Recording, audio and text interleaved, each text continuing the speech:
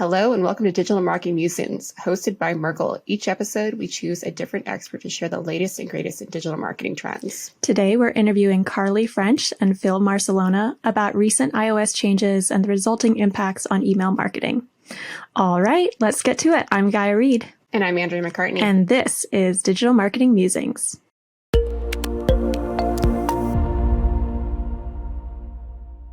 Welcome back to Digital Marketing Musings, Season 2. Today, we're joined by Carly and Phil to talk about changes in digital privacy, the resulting impact on email marketing, and the recommendations marketers can take into 2022. Carly French is a senior manager supporting Merkle's marketing technology consulting strategy practice, focusing on marketing technology solutions strategy and technology enablement. Phil Marcelona is a principal supporting Merkle's marketing technology strategy practice as well, focusing on data-driven marketing, technology solution strategy, and omnichannel experience enablement. Welcome to our show, everyone. Thanks for having us. All right. So in our last episode, we reviewed the fundamentals of email marketing, talked a little bit about privacy impacts. And I know this iOS change has made some pretty big changes. I've heard things about hiding my email feature, mail privacy protection. Carly and Phil, can you guys give us some insight on this? Yeah, sure. I mean, those are the two biggest ones, I think, with the iOS changes, especially with respect to email. And so I'll talk a little bit about hide my email, and Carly will take privacy protection. But I think hide my email, pretty self-explanatory. As a user of iOS, of potentially iCloud Plus, you have the ability to create fake or burner email accounts. So the whole purpose is that you can obscure your email, right? If I want to create a new account for a newsletter subscription, but I'm not super sure I know exactly how credible the source is or the site that I'm gonna, enroll in the newsletter for, I could create a burner email account through this Apple service and use that to register, and I'll still get email normally to my main email account, but that newsletter provider doesn't actually know my real email. So that's the hide my email feature in a nutshell, I'd say. And so first question that's coming to mind for this one, is there a certain amount of time that you can use this fake email address, or is it like indefinitely, or is it completely within the user's, like whatever they want to do? It's indefinite. I mean, the way Apple has rolled it out is, as a user, if you're an iCloud Plus subscriber, you can just sort of create a whole, database or bank of these fake email accounts and use them as you kind of wish. So it's pretty interesting. It's a definite, dynamic change in terms of how we exchange our email and that piece of, our identity, so to speak, on the web. So, but I will say it is interesting. It'll be cool to see how it does or doesn't sort of grab hold in the market, because it requires, work on the user's end to be saying, yes, I'm going to opt into this, and I'm going to have to go and create email accounts to, use in this sort of burner-like drug dealer fashion. So shady back alleyway things happening with these email addresses. And then for, the mail privacy protection, it's a little bit more technical, and, my opinion would be this might have less adoption than the hide my email, but it's still really focused on the user's privacy. But what it's doing, it's hiding your IP address and loading that email content, so the images and the text, privately in the background. So before you even open your email message, a lot of that content has already been rendered. That way businesses and organizations aren't really sure when you've opened it. So it's a little bit less of, we're watching you and we know what you're doing at all times. So it's forcing organizations to kind of do different types of optimizations and allowing customers, again, to have a little bit more control over what businesses are seeing when they're opening emails. So one of the things that came up in our previous episode was the idea of AI in email. I'm wondering, with the burner emails and being able to have these extra privacy protection things, it feels like AI wouldn't really be able to be utilized in a situation. Is that true? Or how are you guys thinking about that? I mean, I think that's a super interesting question. So if we look at hide my email first. And if I think about some of the AI sort of email optimization technologies and solutions I'm aware of out there, it's interesting because if you just look at it within the lane of email, right? And take for example, the type of AI solution that looks to kind of auto-generate subject lines and then optimize, your subject line based off of, who's interacting with different emails, according to each subject line. Hide My Email still enables marketers to email you, right? It's not like, oh, I can't email Phil anymore because he's giving me his burner email. So it still enables marketers to do that. It still enables marketers to measure some engagement, right? If I click through on that email, there's some measurement that happens there. So I think depending on the type of solution, like if it's a very kind of email focused AI solution, there might not be as much of an impact as you might expect. But I think the broader sort of AI and applications that might look at data that are connected to me, not just from this burner email account, but also potentially from somewhere else that organization might be, collecting profile data about me or behavioral data. That's where we see a lot of impacts, right? Because if I have decided to hide my email, my true email from you as an organization, you only know what I'm doing with this burner email, and you can't necessarily, without some other strategies in place, connect other activities that I might be having with you in different channels. Like if I'm visiting your website, for example, and I'm logged in with my regular email, right? So I think those are examples of where, some sort of next best action or like offer kind of decisioning AI tools might struggle a bit because there'll be less data for them to actually use. I don't know, Carly, you want to speak to the privacy protection? Because that one's a little bit more fun. Yeah, I don't know. I think you hit it. It's a lot of things kind of outside the broader email channel. I think when we think about artificial intelligence specifically for email, one of the things that comes to mind for me is around any type of content that you might be placing within the email that might be impacted by, using someone's geolocation, or if you're doing any type of specific time countdowns or offer deals, again, specific to that user. That's probably where you're going to have the biggest impact from any sort of AI technologies or optimizations. But yeah, Phil, I think you hit it. No, but I do think that's a really good point, Carly, because like with privacy protection, Apple is sort of like obscuring a lot of the data around, like Carly's saying, my IP address and maybe my location more specifically. And it's instead saying like, oh, Phil is in the Southeast, right? And it's instead saying, you actually don't get any open data, right? So you don't know if I actually opened the email or not. So I think for some of those applications like Carly's talking about, where we might want to do a geo-targeted piece of content, that's where if a user has opted into privacy protection, you have some challenges. Okay. Yeah. And any, like kind of Phil was saying too, next best actions or any triggers that your AI engine is trying to put you into a new journey based on opens, that's going to be impacted as well. So let's go with the Hide My Email feature first and talk about that a little bit more. I think you've described pretty well like how this actually works in practice for consumers, but in terms of how marketing activities are impacted from this direct change, how do you see a lot of marketers responding in the management of their programs? Yeah, I mean, I think sort of like we were talking about on that AI conversation we just had, I think a big piece of the impact is actually when you look broader than just email, right? Because if I'm just looking at managing and executing my email practices as they are today, you can still do that even if someone's given you their burner email address. But I think when you're trying to kind of look at the bigger picture of how that individual, that prospect or customer might be interacting with you in other places, that's where there are challenges. So you think about like cross-channel messaging use cases, that's where there's going to be a bit more of a struggle. And I think as marketers kind of work to navigate these changes, what will be, I think, a big part of sort of figuring out how to cope with these things is actually going to be better segmenting or creating audiences of, potential people with burner email accounts, right? Like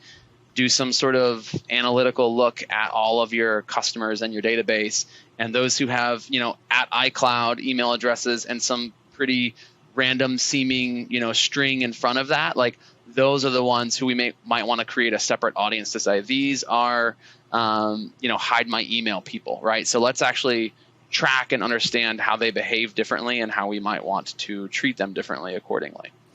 So I think those are some of the big things that marketers should be thinking about. I don't know, Carly, what else on there?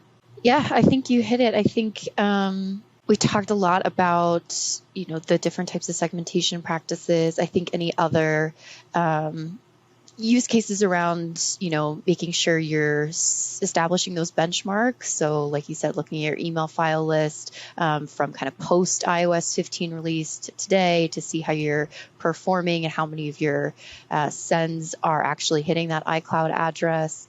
And then also we talk a little bit about making sure you're collecting additional customer identifiers. So, collecting things around name, physical address, their phone, zip code, things like that to really start helping build out your first party identity graph, so you're not so constricted if you don't get an email address. And you guys talk about that's a huge one, probably.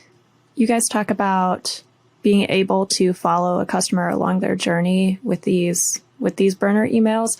How likely is it that someone's just going to continue using the same burner email with a given organization kind of along their journey versus like continually creating burner emails or interacting across different emails with that brand? I think it's TBD, but if I had to make some educated guesses, I think people won't stay on top unless they're like hyper privacy sensitive people. Like, I don't think they're going to stay on top of like creating these new burner emails, like just for their Merkle newsletter, for example. You know what I mean? Like, I think it's like, all right, I created this burner email for Merkle newsletter because I don't really want Merkle to know that I'm subscribing to them. But after that, like, I suspect we won't see people super actively managing all of these burner emails to further kind of put you off the trail, so to speak. Right. So. Yeah, I think it's a good way to start to organize your email a little bit. So I think one of the examples Apple has given is like making categories. Okay, those are my shopping emails. These are my newsletters or like weekly news emails. These are my, professional emails. So you can start to say, okay, I'm getting a lot of junk mail from my shopping. How can I start to break that down even further? Maybe we do specific, like this is my retail, this is my pet, this is my house. So it just helps you organize, I think, a little bit more, but you still get all of those emails. And to Phil's point, having people make hundreds of burner emails, I think it'd be interesting to see people managing that scale. So, very interesting. likely brands can still, follow someone along their journey. It's just going to be disconnected with whatever maybe information they had in the past on that person. Shifting to Apple's mail privacy protection, what does this change mean for consumers? Yeah, so I think kind of like we were talking about the mail privacy protection. I mean, if you're a consumer and you want to use it, I think to be clear, it is part of Apple's mail client. So if you use the Apple iOS mail app to manage your email, or if you use the macOS mail app to manage your mail, you'll actually be prompted to opt in to mail privacy protection. So as a user, that's kind of how it looks to you. iOS updated. I mean, a lot of people have probably already gotten this screen and been like, well, I don't know, no, yes, and had just kind of made some kind of decision on there. So, but I think Carly did a good job of explaining what it does. But in practice for consumers, like you opt in and you don't really think about it after that, right? You're just sort of like reading this sort of opt-in page that tells you Apple's going to, limit the amount of things that other companies can track on you. And if you're interested in that, which I don't know, it'll be interesting to see how all of those kind of metrics pan out over the year here too. But I feel like there's probably going to be a fair amount of people who just, kind of mark the box. Yeah, I want to opt into that. It sounds better than having people know all the things I'm doing in my email all the time. But basically from the user perspective, that's what it looks like. I think what happens behind the scenes is Apple's hiding your IP address. So sort of giving you a more generic IP address that makes it more challenging, like Carly said, for marketers to understand where you might actually be from a geolocation standpoint. And then they're also doing a sort of preload of all the email content in the background on a server, God knows where, right? So I think like that, I guess that's kind of technical. So what that means though is like, if you think I open an email and everything just loaded when I opened that email, that's what typically in the past has triggered all of these different email service provider companies to understand if I opened an email or not, right? Makes sense. Like, okay, I opened the email, all of the content, the images, the text, it had to load, and a signal basically gets sent back to the email service provider to say, hey, Phil opened an email. Let's record one open on this email for Phil. But with privacy protection, what's happening instead is that Apple is actually, every time an email comes to you, whether or not you open it, they're actually pre-opening it, essentially. They're pre-loading it on another server, right? And they're just storing that. And so to the email service provider, to the marketer, it's going to look like every single email sent to every single person who is on Apple's mail app and opted into this is always opened every time right away. That's what it's going to look like. So That's marketers not confusing or anything. Yeah, so marketers are effectively for these Apple Mail users who have opted in, they're going to lose visibility as to whether or not they're really opening emails. Okay. So that's what it is. That's how, for a consumer, you hardly know what's going on after you opt in, right? And for marketers, it's going to be a little bit rough. So, so how are marketers responding to this change in their program? Yeah, so to kind of build on what Phil was saying, I think we like to think about the three biggest impacts to marketers in three categories. The first is going to be impact to measurement. So there's challenges, like Phil was just saying, around open rate tracking and making sure we see performance metrics come through, and other types of customer engagements that are determined by, open rates. So it's like click to open or any type of, other content loading for engagement. The second one is going to be optimizations. So any of those send time optimizations, journey triggers that we were mentioning earlier, and then lastly, content. So again, anything that is triggered by your geolocation or being able to send content based on, if this is a certain offer that's only exclusive for the next 24 hours, those are going to be challenging to do without appropriate send time and open rate engagement metrics. Are most managers of email programs changing their main KPIs that they're measuring against given these changes? Yeah, so I think a lot of ESPs, email service providers, and organizations have already started to shift away from those open-centric strategies. So they started to look at click-through rates and engagement, post the email open. So I think people are benchmarking what they're seeing today and then measuring, again, those more broader holistic metrics across the customer journey to see how is email impacting the entire purchase or the entire customer experience, not just optimizing a single touch point anymore.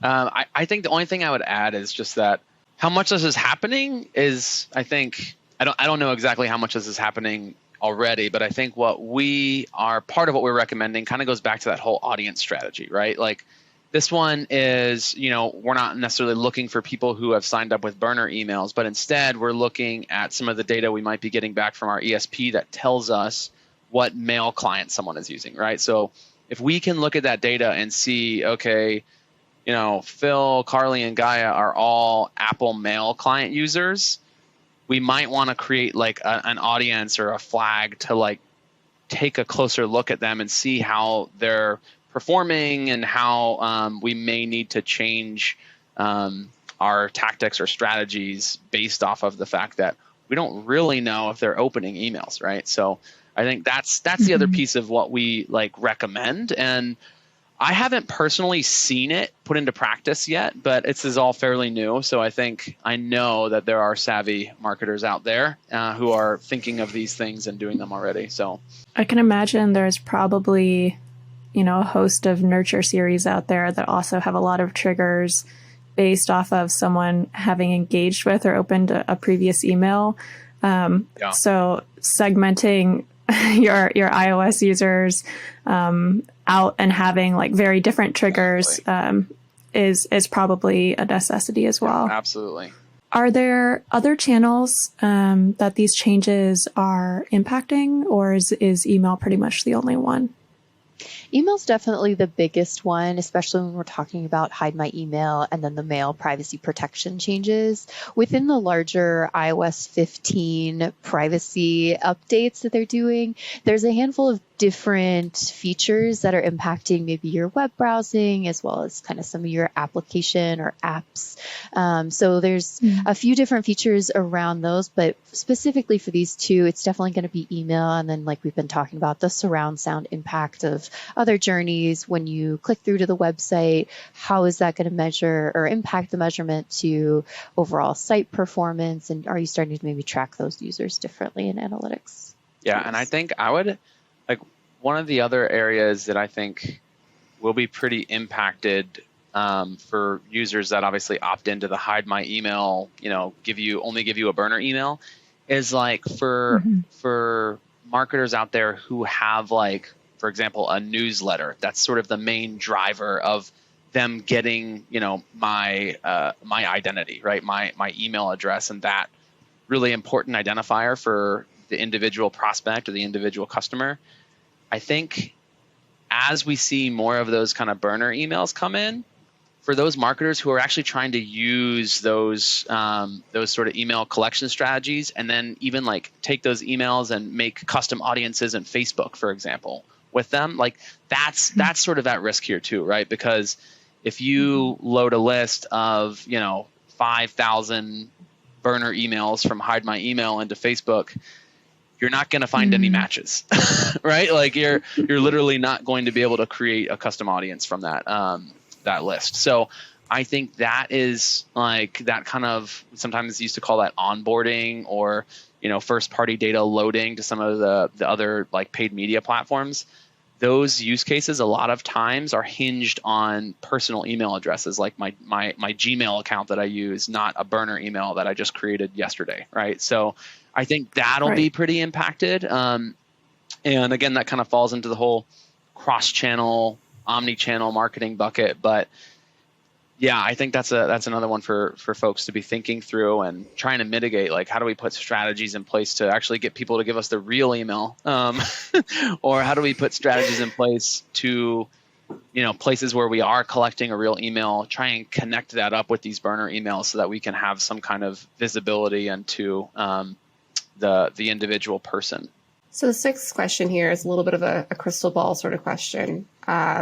Do you anticipate other non-iOS operating systems that they'll begin rolling out similar privacy measures and features to what Apple has done? Yeah, I literally in my notes, Andrea, wrote no crystal ball for specific. So no, we do not have a crystal ball. I will say that. But I do think as an industry, we're seeing all of these privacy changes happening, right? Like Google announcing the third-party cookie going away at some point. Obviously, they've balked on that a little bit and pushed that date out. But I think that that is the other, Google is the other large tech player that has talked about privacy pretty extensively. And one of the specific sort of programs that they've talked about, who knows if it'll become reality or when it will become reality, is what they've called Privacy Sandbox for Google Chrome. And so it's basically an open for comment framework right now where they're sort of saying, hey, here's some ideas we have about how we might protect, consumers' data in the browser a bit more than it is today. And it's similar to some of the things that we've talked about here, like blocking access to IP address potentially, right? So I think there are absolutely changes that are coming down the pike. it's a little bit more complicated as you get outside of Apple, because like you think about Apple's core business, like they're selling these products, they're not as dependent on like all of this ad revenue, right? Like Right. Google and Facebook, they have this dependency on ad revenue. It's like the main way they drive their business. So for them to make these privacy changes, they have to kind of compromise on revenue, right? Where Apple Right. kind of actually insulates themselves a little more. So, which probably ties into the strategy if I had to guess. So it will be interesting to see. TBD, no crystal ball. Fair enough. So going off of, maybe some of the ideas that are coming up in the privacy sandbox or any announcements that have been made, are there any additional privacy measures from any of these big tech companies that are planned for a 2022 rollout that will further impact email marketing? So I think that's a great question. And Phil hit on a couple of these. I don't think we'll see, or, we don't know if there's anything specific to email, but I think we'll continue to see enhancements overall around your mobile security. I think we'll start to see more data protections around your application usage and data privacy of what you're sharing with different apps on your phone. So that could be impacted with email if you're, trying to have them click through an email into your own applications. But, TBD again.